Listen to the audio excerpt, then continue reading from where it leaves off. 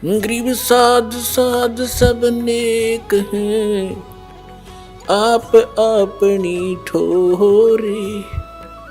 जो सतलोक ले जावेंगे वो साधु कोई और।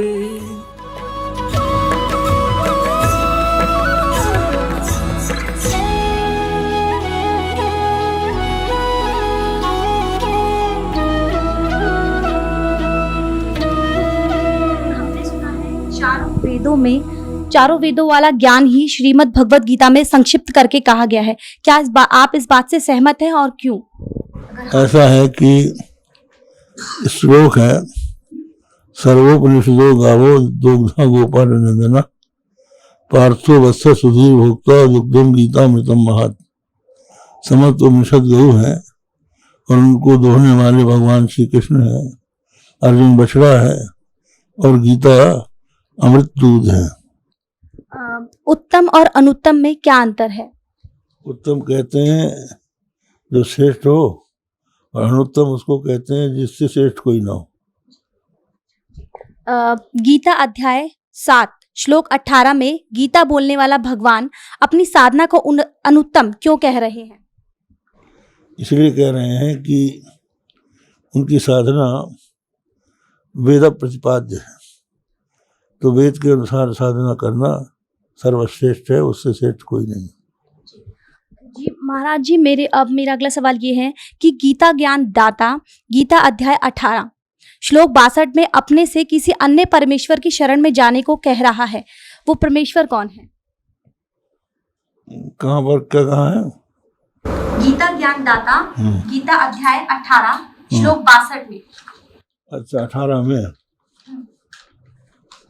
तो ये है कि ईश्वर सर्वभूतानां, श्लोक बोल देते हैं, हृदय सेर्जुन तिष्ठति ब्राह्मण सर्वभूतानां हृदय सेर्जुन तिष्ठति तमेव शरणं गच्छ सर्वभावेन भारत तत्प्रसादात् परम शांतिम स्थानं प्राप्स्यसि शाश्वतम्।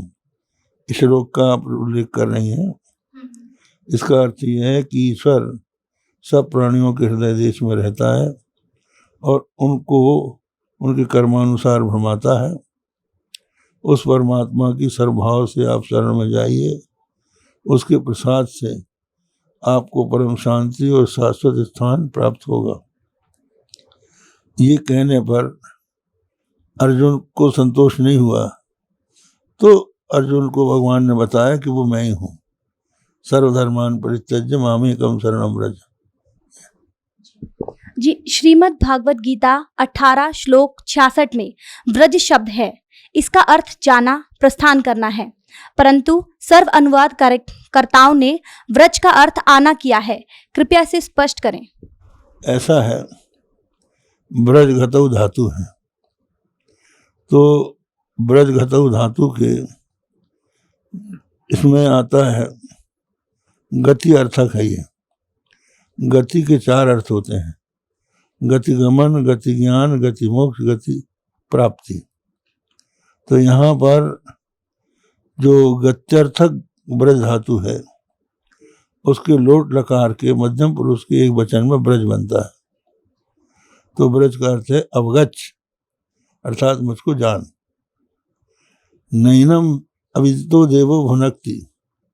ये सिद्धांत है कि जब तक परमात्मा को नहीं जान लेता तब तक परमात्मा उसकी रक्षा नहीं कर सकता, इसलिए तुम उस परमात्मा को जानो। अभी आपने सुने शारदा द्वारका पीठ तथा ज्योतिर्मठ बद्रीनाथ पीठाधीश्वर शंकराचार्य स्वरूपानंद सरस्वती जी महाराज के विचार। और आइए अब जानते हैं पुरी पीठाधीश्वर शंकराचार्य स्वामी श्री निश्चलानंद सरस्वती जी महाराज के विचार। शंकराचार्य जी, हमने सुना है कि चारों वेद वाला ज्ञान ही श्रीमद् भगवत गीता में संक्षिप्त करके कहा गया है, क्या आप सहमत हैं? तो महाभारत में ये लिखा है, सर्वोपनिषदो गावो दुग्धा गोपाल नंदना। वेदों का तात्पर्य, वेदों का जो शिरोभाग उपनिषद है उसमें सन्निहित है। उपनिषदों का मंथन करके श्रीमद् भगवत गीता की अभिव्यक्ति हुई है। तो शंकराचार्य जी, उत्तम और अनुत्तम में क्या अंतर है? हाँ, यह गीता में आया है अनुत्तम, मतलब जिसके समान और कोई उत्तम ना हो, उत्कृष्ट कर अद्योतक। तो शंकराचार्य जी गीता के अध्याय 7 में और श्लोक 18 में गीता बोलने वाले श्री भगवान अपनी साधना को अनुत्तम क्यों कह रहे हैं? अनुत्तम का अर्थ होता है सर्वोत्तम, सर्वोत्कृष्ट। अनुत्तम का अर्थ उत्तम रहित, हीन वहाँ पर नहीं है। वो व्याकरण की दृष्टि से उसका अर्थ मैंने बता दिया। तो शंकराचार्य जी गीता ज्ञानदाता गीता अध्याय के 18 अध्याय में श्लोक 62 में अपने से अन्य किस परमेश्वर की शरण में जाने को कह रहे हैं? अंतर्यामी के लिए शरणागति स्वीकार करने की बात कही गई। उन्होंने कहा भगवान श्री कृष्ण, तमेव शरणम गच्छ सर्वभावेन भारत। इसका अर्थ क्या होता है? जो अंतर्यामी परमात्मा हैं, सबके नियामक हैं, प्रेरक हैं, हमारे आपके हृदय में भी जो विद्यमान हैं। बृहदारण्यक उपनिषद में पृथ्वी, पानी, प्रकाश, पवन, आकाश में भी रहकर उसका जो नियमन करते हैं, प्रत्येक व्यक्ति के शरीर, इंद्रिय, प्राण, अंतःकरण के जो नियामक हैं, उस अंतर्यामी की शरणागति स्वीकार करने की बात भगवान ने कही। माम एकम शरणम व्रजा। वह जो अंतर्यामी पर ब्रह्म परमात्मा तत्व है, सर्वेश्वर है, वही तुम्हारे सामने मैं श्री कृष्ण के रूप में प्रस्तुत हूँ। तो अपने से पृथक के प्रति नहीं भेजा। जिस अंतर्यामी के प्रति अर्जुन को कहा कि प्रपन्न हो जाओ, शरणागति हो प्राप्त करो, अंत में कहा कि उस अंतर्यामी का मूर्त रूप श्री कृष्ण में तुम्हारे सम्मुख हूँ। मामेकम शरणम व्रज भी कहा।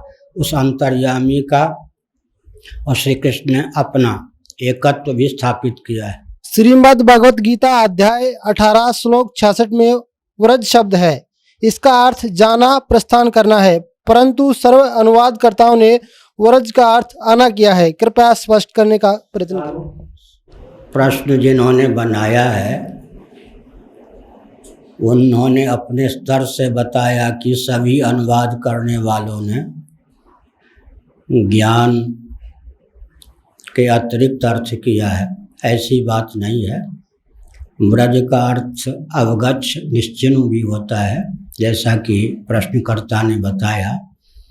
तो भगवत पाद शंकराचार्य जैसे मनीषियों ने, धर्म सम्राट स्वामी करपात्री जी महान भाव जैसे मनीषियों ने उसका अर्थ यही किया है कि जैसे जल तरंग अपने को जल रूप समझ ले, घटाकाश अपने आप को महाकाश रूप समझ ले, और जैसे जलचंद्र अपने आप को नवचंद्र समझ ले, उसी प्रकार तुम देहेंद्रीय प्राणांतकरण के अनुरूप अपनी आत्म मान्यता का परित्याग करके ब्रह्मानुरूप अपने आप को समझो, जानो, निश्चिन्ह, अवगच्छ। यह अर्थ भी टीकाकारों ने किया है। भगवत पाद शंकराचार्य और उनके अनुगत महानुभावों ने इसी प्रकार का उपदेश किया है। लेकिन जो श्री वैष्णवाचार्य इत्यादि हैं, उन्होंने अपने स्तर से अपने प्रस्थान के अनुसार उस प्रकार का भी अर्थ किया है जिसका चित्रण प्रश्नकर्ता ने किया है। अभी आपने सुने आदरणीय पुरी पीठाधीश्वर शंकराचार्य स्वामी श्री निश्चलानंद सरस्वती जी महाराज के विचार। और आइए अब जानते हैं आदरणीय श्री माधवाचार्य महाराज जी के विचार। हमने सुना है कि चारों वेद वाला ज्ञान ही श्रीमद् भागवत गीता में संक्षिप्त करके कहा गया है। सबका साथ साथ कहा गया है, वहाँ सभी चारों वेदों में साथ कहा गया। उत्तम और अनुत्तम में क्या अंतर है? क्या अंतर लगता है आपको? जो उत्तम है जो श्रेष्ठ है, अनुत्तम जो उससे कम है वो अनुत्तम। गीता जी अध्याय 7 श्लोक 18 में गीता बोलने वाला भगवान अपनी साधना को अनुत्तम क्यों कह रहा है? अपनी साधना को अनुत्तम तो नहीं कहा, साधना को अनुत्तम नहीं कहा गया, साधना तो उत्तम ही है। गीता ज्ञान दाता तथा गीता अध्याय 18 श्लोक 62 में अपने से अन्य किस परमेश्वर की शरण में जाने को कह रहा है? तो अपने से अन्य होता है वहाँ जो उपासना में जहाँ देवता की उपासना होती है वो अपने से अन्य होता है, तो उसके उनके शरण में जाने की बात ठीक तो है। अभी आपने सुने आदरणीय श्री माधवाचार्य महाराज के विचार, और आइए अब जानते हैं श्रृंगेरी पीठाधीश्वर श्री भारती तीर्थ जी महाराज के विचार। हमने सुना है कि चारों वेदों वाला ज्ञान ही श्री भगवत गीता में संक्षिप्त करके कहा गया है। क्या आप इससे सहमत हैं? हाँ ठीक, गीता तो उपनिषदों का सारभूत है। उत्तम और अनुत्तम में क्या अंतर है? जो उत्तम है वो तो हमेशा सच्चे चरित्र वाला होता है, सत चरित्र वाला होता है। अनुत्तम जो है उससे विपरीत होता है अनुत्तम, जिसका चरित्र सही नहीं वही अनुत्तम है। गीता जी अध्याय 7 श्लोक 18 में गीता बोलने वाला भगवान अपनी साधना को अनुत्तम क्यों कह रहा है? अपनी साधना, अनुत्तम शब्द का अर्थ आप समझे नहीं। वहां अनुत्तम शब्द का अर्थ है जिससे उत्तम नहीं हो वो। सामान्य रूप से अनुत्तम शब्द का अर्थ है उत्तम से भिन्न। वहां का अनुत्तम शब्द का अर्थ है जिससे उत्तम और कोई नहीं हो वो है। इसलिए वहां अनुत्तम शब्द का अर्थ है सर्वोत्कृष्ट।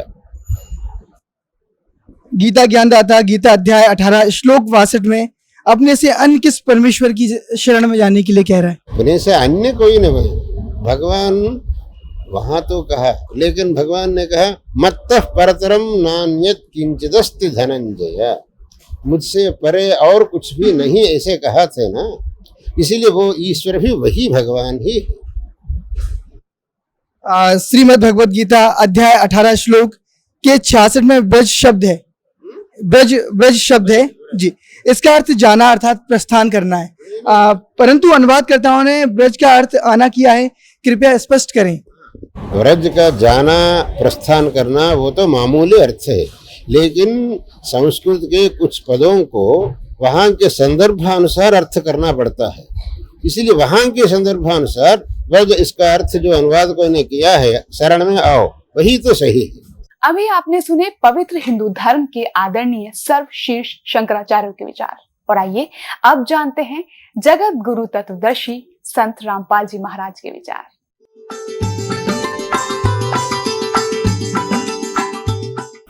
सतगुरुदेव की जय। बंदी छोड़ कबीर परमेश्वर जी की जय। बंदी छोड़ गरीबदास जी महाराज जी की जय। स्वामी राम देवानंद जी गुरु महाराज जी की जय हो।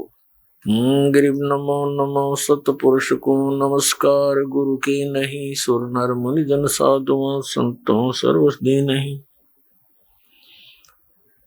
सतगुरु साहेब संत सब दंडोतम प्रणाम, आगे पीछे मध्य हुए तिनको जा कुर्बान। तो पुण्यात्माओं, आप जी को सत्संग प्राप्त नहीं हुआ, क्या कारण रहा कि हमारे जो धर्म गुरु थे वो संस्कृत अवश्य जानते थे, लेकिन अध्यात्म ज्ञान शून्य था उनका। वे तत्व ज्ञानहीन थे और हैं अभी तक। हमारे धर्मगुरु कौन है? आचार्य, शंकराचार्य और अन्य मंडलेश्वर, ये सब हमारे धर्मगुरु हैं। तो पुण्यात्माओं, तो ये तो बता दिया परमात्मा ने गुण तीनों की, भक्ति में ये भूल पड़ो संसारे, कहे कबीर निज नाम बिना कैसे उतरो पार। निज नाम यानी सतनाम के बिना, उस सच्चे नाम बिना पार कैसे होगे? अब जैसे गीता जी अध्याय नंबर 17 के श्लोक नंबर 23 में लिखा है कि ओम तत्सत इति निर्देश ब्रह्मण त्रिविध समर्थ है। सच्चिदानंद घन ब्रह्म के पाने की इस 3 मंत्र की साधना करनी होगी। 8वें अध्याय के 13वें श्लोक में गीता ज्ञानदाता कहता है कि ओम इति एक अक्षरम ब्रह्म व्यवहारण मामुन स्मरण ये प्रियाति तदन देहम सयाति परमाम गतिम। मुझ ब्रह्म का केवल एक ओम मंत्र है, जो इसका अंतिम श्वास तक सिमरण करता हुआ शरीर छोड़कर जाता है तो उस परम गति को प्राप्त होता है, जो ओम से मिलनी है। ओम से ब्रह्मलोक मिलेगा। ब्रह्मलोक में गए हुए प्राणी फिर वापस आते हैं 8वें अध्याय के 16वें श्लोक में, वहां पुनरावृत्ति के अंदर है। तो उसके पाने के लिए तो केवल एक 3 मंत्र का जाप, इसके अतिरिक्त जो भी जाप करते हैं उस शास्त्र विधि को त्याग कर वो मनमाना आचरण है। फिर ऑप्शन छोड़ दिया है कि उस परम अक्षर ब्रह्म की पाने की पूरी complete worship, way of worship, तत्वदर्शी संत बताओगा, उससे पूछ लो, तो वो बताएगा फिर सबकी कैसे पूजा नहीं करनी। पूजा होती है इष्ट रूप में मानकर पूजा करना होता है, साधना मजदूरी कोई अन्य होता है। अब ये तो हो गया कि तीन देव की जो करते भक्ति उनकी कदे ना हो वह मुक्ति। 600 वर्ष पहले परमेश्वर ने कहा था ये बातें, ये ज्ञान बताया था, और आज इसका समर्थन उन सदग्रंथों ने किया जिनको हम एथेंटिक मानते हैं। तो वो क्या थे जो हमने ज्ञान दिया करते, वो नकली गुरु आज तक मूर्ख बना रहे आपको। अब गीता जी अध्याय नंबर 7 के श्लोक नंबर 16 और 17 और 18 में गीता ज्ञान दाता ब्रह्म अपनी साधना करने वालों की बताता है कौन कौन करते हैं। अर्थार्थी, आर्थ, जिज्ञासु और ज्ञानी। अर्थार्थी, आर्थ, जिज्ञासु इनको रिजेक्ट करता है कि ये भी सही साधना नहीं करते, और ज्ञानी को सिलेक्ट किया है कि ज्ञानी आत्मा होती तो अच्छी है। ज्ञानी वो होता है जिसको पता लगा कि केवल एक परमात्मा की भक्ति करनी चाहिए। वेदों में यही लिखा है कि पूर्ण परमात्मा की भक्ति से पूर्ण मोक्ष होगा।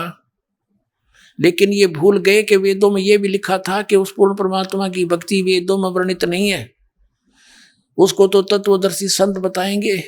लेकिन उन्होंने अब पे निष्कर्ष निकाल लिया, यजुर्वेद अध्याय नंबर 40 के मंत्र 15 से ओम नाम सिलेक्ट कर लिया पूर्ण परमात्मा का, जबकि वो 17वें श्लोक में 40वें अध्याय यजुर्वेद के खुद कह रहा है कि मेरा तो ओम ब्रह्म है, ओम मंत्र है बुझ ब्रह्म का, और वो तो परोक्ष है, पूर्ण परमात्मा तो ऊपर है। वह इनकी बुद्धि में ना बड़ी बात, क्योंकि गुरु बिन काहू न पाया ज्ञाना, जो थोथा बूछड़े मूड किसाना। गुरु बिन वेद पढ़े जो प्राणी, समझे न सार रहे अज्ञानी। जिस कारण से इन्होंने, इन ज्ञानियों को ये तो पता लग गया ज्ञान उपासना नहीं करनी, तीनों गुणों की पूजा, रजगुण ब्रह्मा सतगुण विष्णु तम गुण शिव जी की भी नहीं करनी चाहिए। तो इन्होंने ये भी ज्ञान हुआ कि मनुष्य जीवन केवल परमात्मा प्राप्ति के लिए मिलता है, इसमें भगवान प्राप्ति साधना भक्ति नहीं हुई तो व्यर्थ है। इनको ज्ञानी कहते हैं। तो इनको तत्वदर्शी संत ना मिलने से गीता ज्ञानदाता कहता है, ये 7वें अध्याय के 18वें श्लोक में, ये ज्ञानी आत्मा है तो अच्छी उदार है, लेकिन ये मेरे वाली अनुत्तम यानी घटिया अश्रेष्ठ गति में सचित है। ये मेरे वाली अनुत्तम गति में सचित है। कौन सी गति? 8वें अध्याय के 13वें श्लोक में कहा है कि जो मुझ ब्रह्म के ओम नाम का जाप करते हैं, करता हुआ शरीर छोड़कर जाता है, मुझ ब्रह्म का जाप करता जाता हो, वो उसको परम गति होती है। कौन सी? ओम नाम से होने वाली परम गति। वो कहाँ? ब्रह्मलोक में जाता है। ब्रह्म 8वें अध्याय के 16वें श्लोक में लिखा गीता जी में, ब्रह्मलोक पर्यंत भी जन्म मृत्यु में आते हैं। और गीता के अन्नदाता स्वयं कहता 4थे अध्याय के 5वें श्लोक में, और 9वें श्लोक में, दूसरे अध्याय के 12वें श्लोक में, 10वें अध्याय के दूसरे श्लोक में गीता जी में कि तेरे और मेरे बहुत जन्म हो चुके हैं, अर्जुन तो नहीं जानता, मैं जानता हूं। फिर जब तक जन्म मृत्यु है, फिर 18वें अध्याय के 62वें श्लोक में कहा कि तू सर्वभाव से उस परमेश्वर की शरण में जा, जिसकी कृपा से तू परम शांति को और सनातन परम धाम को प्राप्त होगा, उसकी कृपा से ही। तो इससे सिद्ध हो गया कि गीता ज्ञानदाता से कोई और है सुप्रीम पावर, जिससे पूर्ण मोक्ष होगा। 15वें अध्याय के 4थे श्लोक में कहा कि तत्वदर्शी संत की प्राप्ति के पश्चात परमेश्वर के उस परम पद की खोज करनी चाहिए, जहां जाने के बाद साधक फिर कभी लौटकर संसार में नहीं आता, और केवल उसकी पूजा करो, अन्य की सब त्याग दो। अपनी भी पूजा को रिजेक्ट करता है वो। पूजा माने इष्ट रूप में मानना। तो यहाँ इन अज्ञानियों से, अनाड़ियों से कोई पूछता है कि गीता जी अध्याय नंबर 7 के श्लोक नंबर 18 में गीता ज्ञानदाता अपनी गति को भी अनुत्तम क्यों बताता है?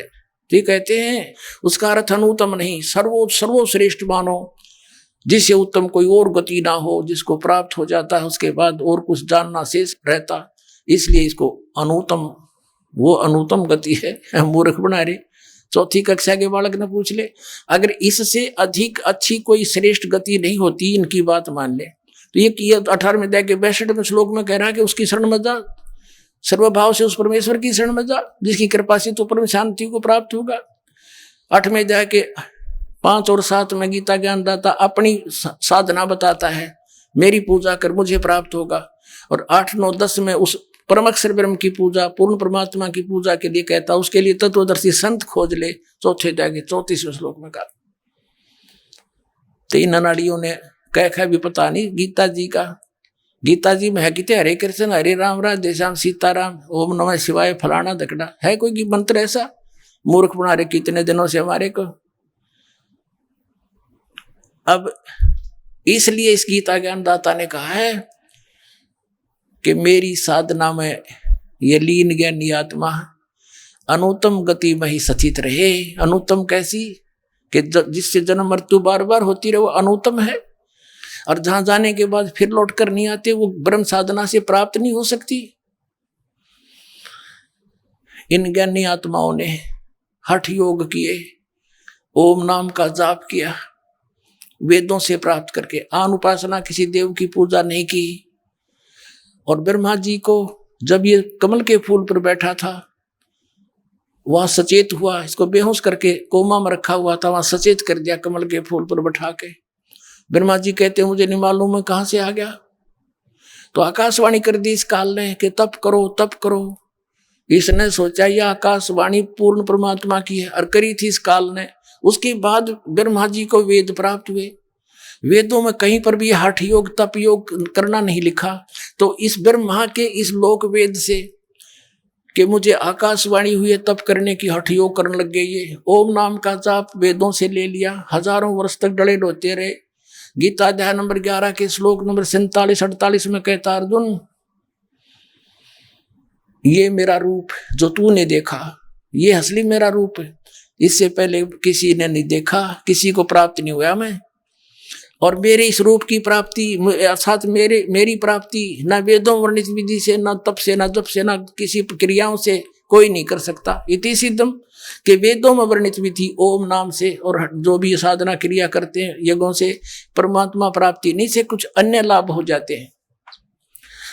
वो लाभ इन ऋषियों को हो गए, सिद्धियां आ गई, एक दूसरे को ऊपर प्रभु पाकी के, किसी को भस्म कर दिया, किसी को जो है ना दुराशीष दे दी, जिस कारण से इनसे डरने लग गए। एक चुनक नाम के ऋषि थे, उसने ऐसे ही वो ज्ञानी आत्मा उद्धार थे, हजारों वर्षों तक ओम नाम का जाप और हठ योग किया। लोक वेद हठ योग गीता जी अध्याय नंबर 17 के श्लोक नंबर 6 में जिसको रिजेक्ट किया है कि शास्त्र विधि को त्याग कर जो मनमाना घोर तप को तपते हैं, वो राक्षस सब अन्य प्राणियों को भी दुखी देते हैं। इस शरीर के अंदर मुझ ब्रह्म को भी क्रस करने वाले, दुखी करने वाले असुर स्वभाव के जान। अब देखिए भी बुरे बताए ज्ञानी आत्मा क्यों? उस चुनक ऋषि ने साधना की, भगवान मिला नहीं, सिद्धियां एटम बम बन गया। एक मानदाता चक्रवर्ती राजा था, पूरी पृथ्वी पर शासन जिसका हो उसको चक्रवर्ती राजा कहते हैं। अब ये चक्रवर्ती राजा ये अपनी पृथ्वी पर ये देखना चाहते अपने शासन काल में कि मेरे अंतर्गत मेरे अधीन जितने नवाब हैं, राजा हैं, छोटे नरेश हैं, उन्होंने किसी ने मेरी प्रभुता, मेरी पराधीनता अस्वीकार तो नहीं कर दी है। इसलिए एक अश्वमेघ का घोड़ा छोड़ देते हैं अश्वमेघ यज्ञ के लिए, उसके साथ कुछ सैनिक भेज देते हैं और राजा का पर्सनल हॉर्स होता है अपना घोड़ा, उसके गले में एक पंपलेट लगा देते हैं। लगा दिया कि राजा मानदाता राजा के पास इतनी सेना है, 72 करोड़ सेना है, और जिस भी राजा को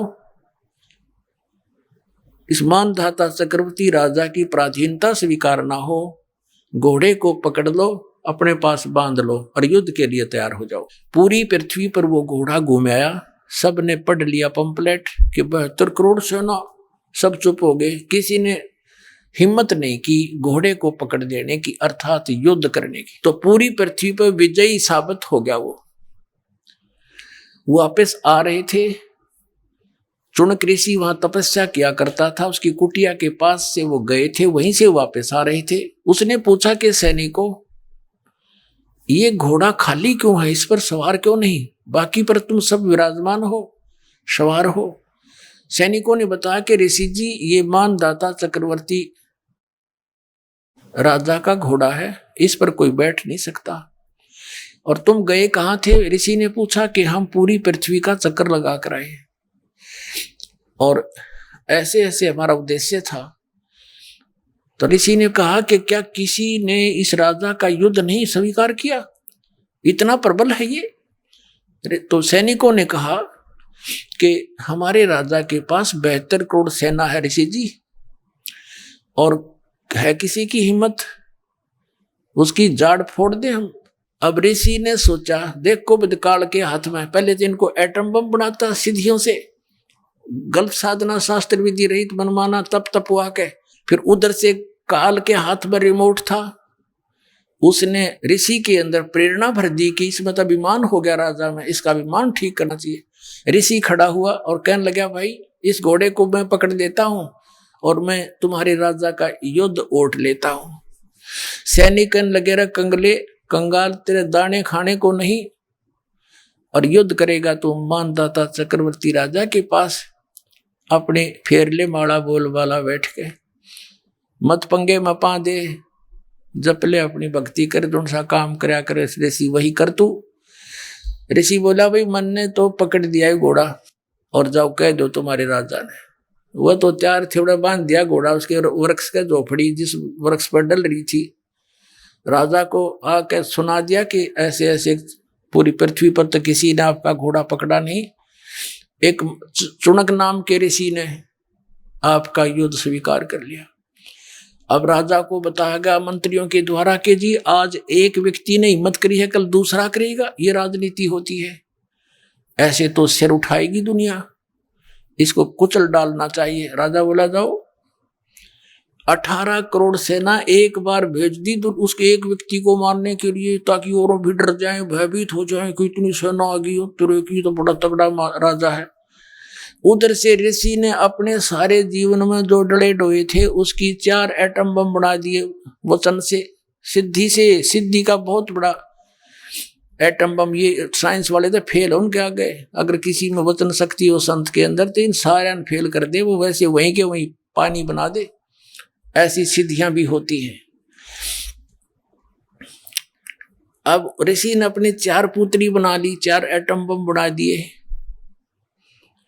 अपनी सिद्धि से, अपनी शक्ति भक्ति जो सारा दिन सारे जीवन में डरे डोए थे। एक पुतली छोड़ दी, 18 करोड़ अक्षौणी सेना का कत्लेआम कर दिया, नाश कर दिया।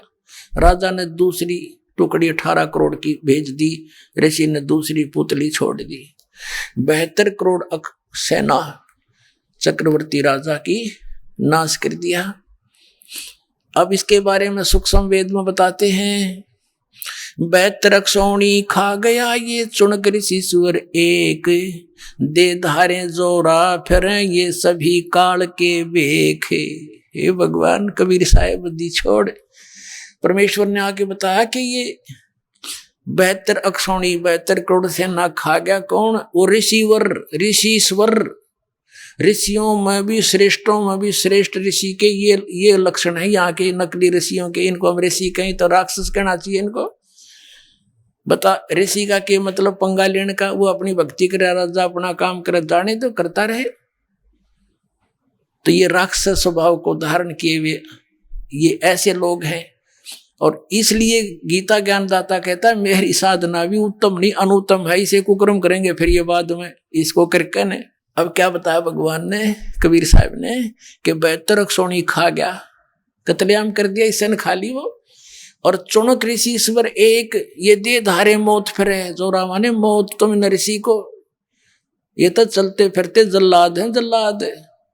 थोड़ा सा इन्हें छेड़ दे जब तेरा जो नाश होगा, पहले संतों के ये काम होया करें। कबीर परमात्मा आए थे भगवान, पत्थर मारे, डले मारे, तेल के उबलते हुए सरसों के कढ़ाई में डाल दिया, टुकड़े टुकड़े कर दिए, फिर भी खड़े पाए मालिक, और किसी को बद्दुआ नहीं दी। ये होते महात्मा, सर्वगुण संपन्न है कबीर परमात्मा। वो पूर्ण विद्वान वही थे, जगत गुरु वही थे, और तत्वज्ञानी तत्वदर्शी संत वही थे, विद्वान वही थे, और भगवान वही है।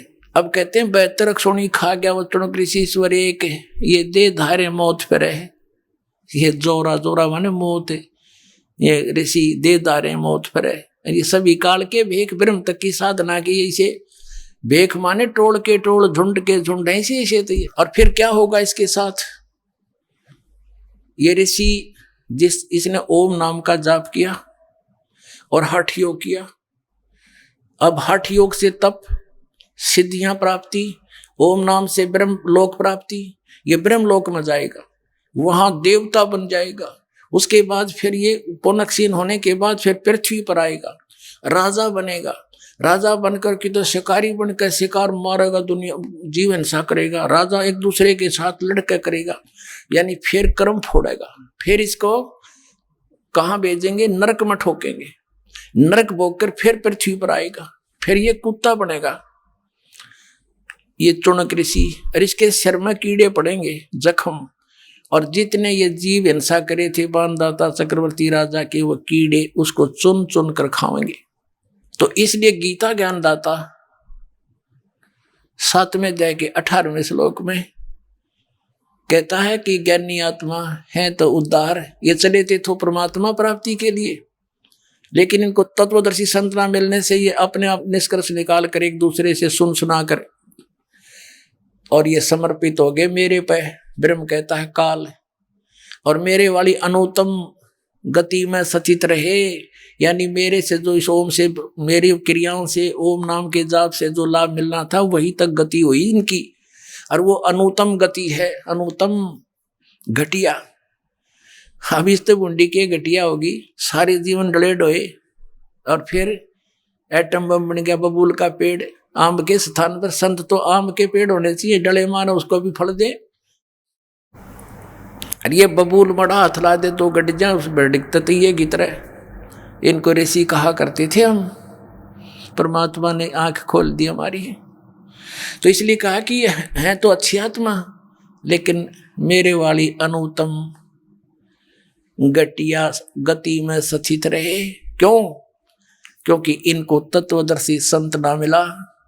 इसलिए 18वें अध्याय के 62वें श्लोक में कहा है कि अर्जुन तू सर्वभाव से उस परमेश्वर की शरण में जा, उसकी कृपा से तू परम शांति और सनातन परम धाम को प्राप्त होगा। तो पुण्यात्मा, परमात्मा ने 600 वर्ष पहले कहा था, 3 देव की जो करते भक्ति, उनकी कदे ना होवे मुक्ति। और आज इन सब सदग्रंथों ने समर्थन किया, Kabir is God, Kabir is God. बोलो सतगुरुदेव।